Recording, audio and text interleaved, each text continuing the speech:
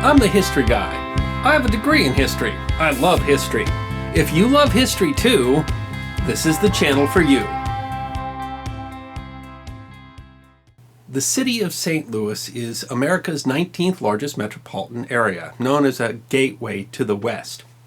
Founded in 1764 by two Frenchmen, Pierre Leclerc and Auguste Chouteau, it was developed as a fur trading post along the Mississippi River. And in 1804, it was the place where Meriwether Lewis and William Clark kicked off their expedition to explore the newly acquired Louisiana Territory.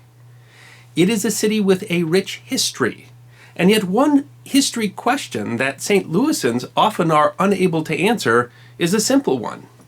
Who was this St. Louis? Well, that's a good question for the history guy. You can see why it might be a confusing question. There are many saints named Louis, and there were 18 King Louis of France, and yet only one King Louis of France was a saint, and only one saint was a king of France. Louis IX. Born April 25, 1214, Louis was the son of Prince Louis of France and Princess Blanche of Castile. His paternal grandfather was Philip II, King of France, and his maternal grandfather, Alfonso VIII, King of Castile, a powerful kingdom in modern-day Spain. Much of Louis's personality can be ascribed to his mother, Blanche. She ignored the way that most royalty acted in the day, passing their sons off to tutors or nursemaids, and she remained his primary caregiver and his closest advisor throughout his entire life. She made sure that he was raised with good tutors who could teach him all the skills that were necessary to be a good and modern king. But more than that, she brought him up to be a pious Christian and made sure that he only had contact with people of the church. Louis's grandfather died when he was 9 years old, and his father became King of France, King Louis VIII. But his father died just 3 years later, and Louis ascended to the throne at the young age of 12. But he came at a good time for France. Louis reigned during the 341-year rule of the House of Capet, and it was a golden age for France, when the country was at the height of its military, economic, and social power. They influenced thought throughout the continent. Moreover, France was seen as the protector of the Catholic Church, and the French monarch as the premier inter pares, or first among equals, of the European kings. With his mother, the formidable Blanche of Castile, first as his regent and then as his advisor, France's fortunes only rose under Louis, and he was a very popular king. Although there was some conflict, both with other countries and with some of his own nobles, for the most part his reign from 1227 to 1270 was one of peace in France. He resolved through diplomacy a number of territorial disputes that could have led to war.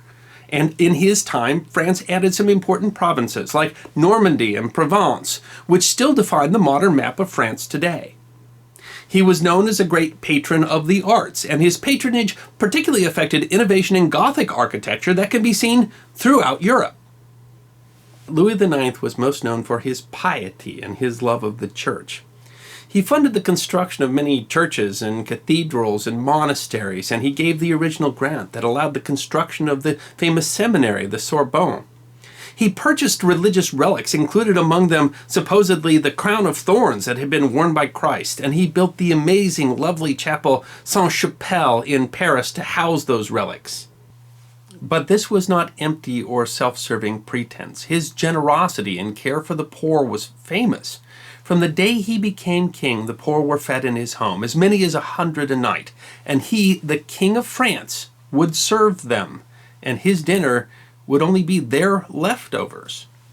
He funded hospitals, he funded houses, he funded so much for the poor that sometimes he received criticism, to which he responded, "I would rather my extravagance should be in alms given for the love of God than for the pomp and vainglory of this world."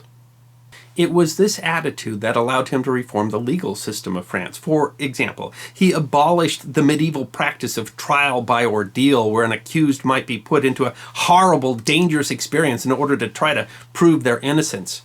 It was said that when he heard a case of dispute between a rich person and a poor person, that he listened more carefully to the poor person because he said the rich person already has plenty of people to listen on their behalf.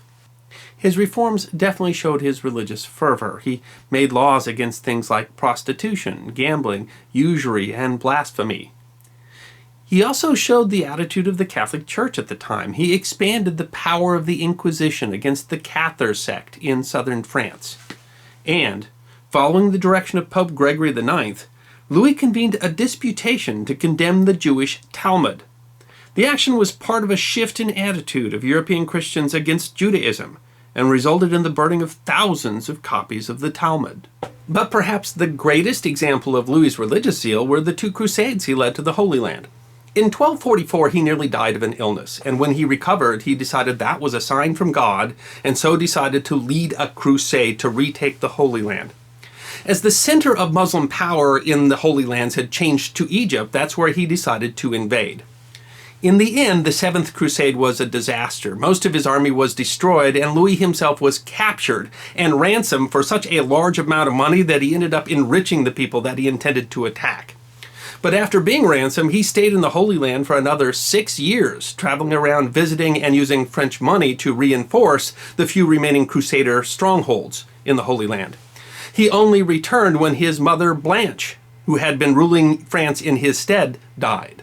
But his zeal was undiminished, and despite advancing age and poor health, he left again for another crusade in 1267, this time against the Muslim kingdom of Tunis. The Eighth Crusade actually turned out even worse than the Seventh Crusade. Disease hit the Crusader camp and eventually caught Louis himself, and he died there in August of 1270. While his crusades were failures, they only seemed to burnish his reputation in Europe as a great Christian king willing to carry the Christian cause to the Holy Land. Following tradition, his bones were returned to France and interred at the Basilica of Saint-Denis near Paris with the other French kings. Pope Boniface VIII canonized Louis IX, the pious king of France, in 1297. He is the patron saint of France.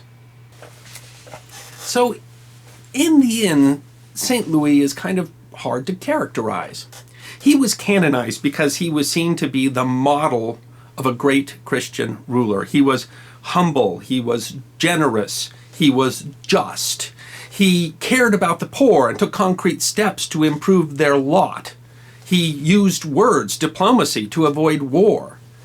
Personally, he was, by all accounts, a perfect Christian. He was devout. He was a good father and a good husband. He was penitent. He left behind a great legacy in things like architecture and art and culture, too. One thing that you should appreciate about Louis was that he brought back to Europe the old Roman idea that a person who is accused is innocent until proven guilty.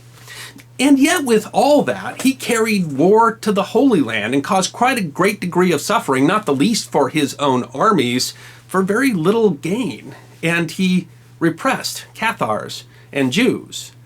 And maybe there's a lesson there that whenever someone becomes so devoted to any single cause, that means that you will be exclusive of anyone who doesn't share that cause.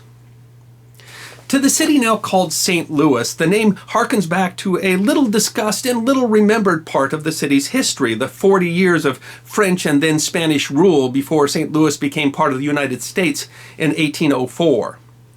But for Pierre Leclerc and Auguste Chouteau, when they gave the city the name Saint Louis, it probably had very specific purpose, because every Frenchman in the 18th century knew Saint Louis. He was the patron saint of France. And he was the patron saint of France because under his rule, France experienced this period of peace, of prosperity, of great works of art and architecture, of justice newly understood to be justice for everyone.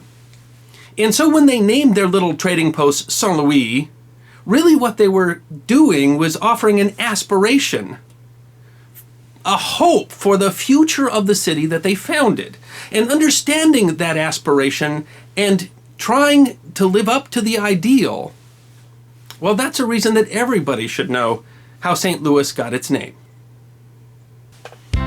I'm the History Guy. Hope you enjoyed this edition of my channel, 5 minutes of history, short snippets of forgotten history, 5 to 10 minutes long. If you did enjoy, then please go ahead and click like on the left. If you have any questions or comments, write them in the comment section and I will be happy to respond. And if you want another 5 minutes of forgotten history, all you need to do is to click subscribe on your right.